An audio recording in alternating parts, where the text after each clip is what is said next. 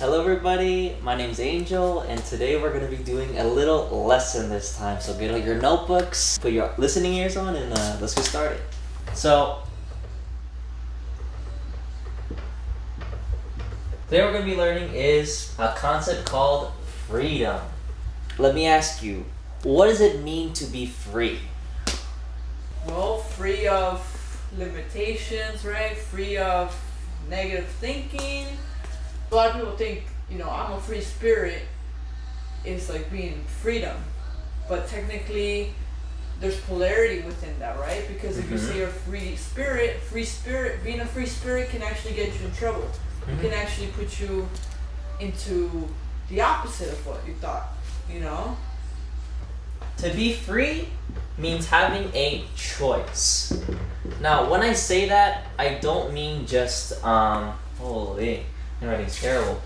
It's having a choice. That doesn't mean that you're choosing between, I have to choose between this job and that job. No, being free and having that choice means that you are able to choose between doing something whenever you want, however you want, and how long you like. When we have that ability to have a choice, that gives us that ability to pursue that, whether that's some kind of like passion or a purpose. When we find that click that is that purpose, it helps us and motivates us to push, and that's where we build that freedom from, that foundation. For example, let's say you want to be an artist, okay? Well, what are those steps you need to take? Of course, there's always going to be some kind of work involved, but you not taking that leap of faith and stopping yourself from reaching that full potential is going to make you a slave to the things that you don't want to be, that you know deep within your soul is something that's not beneficial for you. Does that make sense? How do we get this, right? If this is what we want, we want freedom. That's like one thing that we all want, right? We want to be happy. How do we get that? We need to have control.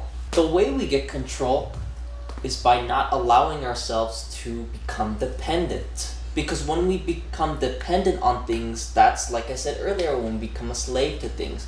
If we become dependent on the people that surround us to be happy, we become a slave to their actions. If it's a relationship, we become a slave to their environment, because we're so dependent on them bringing happiness for us or purpose that we forget that at the end of the day, the only person that's going to make you happy is you. And you have to learn to be able to really fully feel that. That's where control comes into play. When you have that control, whether it's emotional, physical, or all of the above, it's very helpful because it allows you to not just see things with emotion, but also helps you to take that step back and helps you to see things objectively. That's where you can make those decisions for yourself and you have a better idea of how you want to push or pursue something. Now, sometimes control can be very, very difficult to get. How can you get that? There's a couple ways to get to gain that control.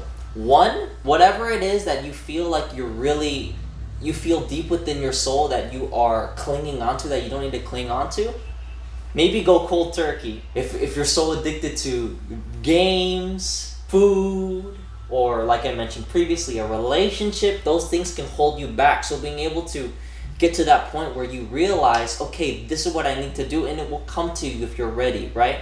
Your soul will take you where you need to go if you truly feel ready, and sometimes that does take time. But you will eventually get there if you know that there has to be a change, right?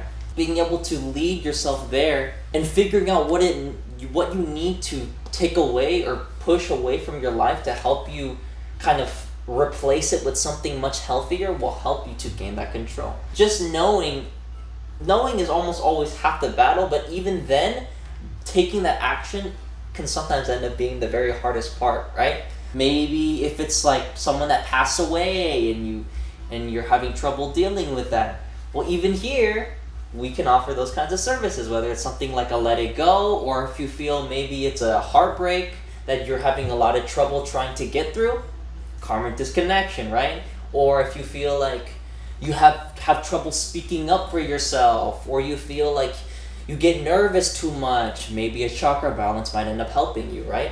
So these are also extra steps that you can take, not just to help you to push through that action that you know you need to take, but also enhance your ability to do the things that you want to do later in life or in the near future, whatever it is that you want to do. Being cleansed of those, let's call it energetic bacteria that lives inside of you, can end up helping you a lot to fully pursue and objectively go down the path that you want to go down. Now, when it comes to freedom, how do we manage that? Let's say we get there. What then? What happens? What maybe could we do to make sure that we are healthy with it, but also how do we balance freedom from being disciplined and grounded? Well, you just answered the word I was going to say. Balance, right? Right. Because balance pertains to freedom, because you need to be in balance. You need to be in your center. You need to be having, like you said, balance spiritually, emotionally, physically, in order to feel that you're aligned, right? You're in freedom. You need to have some type of balance right there. Right. We talked about this earlier. Polarity. The thing about polarity is it's the same as if you were to look at it as it's similar, but it's a more almost enhanced version of if you were to look at a scale, because a scale is only relative to the opposite side, right? So if you have, I don't know, a giant bag of beans versus if you have like a shoe, right? The scale only serves its purpose when you have something else aside from it, right? So when we look at polarity, it's a deep dive into that concept of a scale, because what it is it's being able to look at your situation, say maybe I need to be more on the left side, or maybe this calls for something that needs to be more serious. Maybe I look on the right side. If we tie this into freedom, this is important because sometimes even when we get to where we want to go, when we get to that spot, that's when sometimes we can get very, very cozy, right? We got what we wanted, kick back, do whatever. Stops us and from truly growing, and that's when we almost go back to where we started, but in a different way. We go back to square one, we become a slave to that role because we've allowed ourselves to be not acquainted, but we've essentially allowed ourselves to become that role and nothing else, right? And we stop the momentum, correct? We stop the momentum. It's important to look at that and see where you are at, because a big part of us as a human race is to constantly grow and evolve, right? That's why you look at evolution, how we used to be apes and now we're something where we're a lot different from what we used to be, but it's not just on a physical aspect, it's an intuitive and an intellectual one as well. If we stop ourselves, we don't give ourselves the opportunity to grow when we essentially put ourselves at a plateau. There's always a barrier to break through, and there's always something more that you can do. If we don't allow ourselves to just gamble a little, sometimes we stop ourselves from truly reaching our full potential. With that all being said, with freedom, even in freedom there comes responsibility, right? And it's important to recognize that, because when we don't take responsibility for the autonomy that we have, we may just end up back in square one. So it's important to recognize that, because that will end up being almost your reward. It's you realizing, sometimes that being very difficult, realizing, oh, shoot, this is why I'm stuck. And that can end up being one of the most helpful things that you can do for yourself, because then it's just taking action. You already did half of the work. You just told yourself, okay, what do I need to do? I need to do this, and that. Now what? You take action, and that's where you get freedom.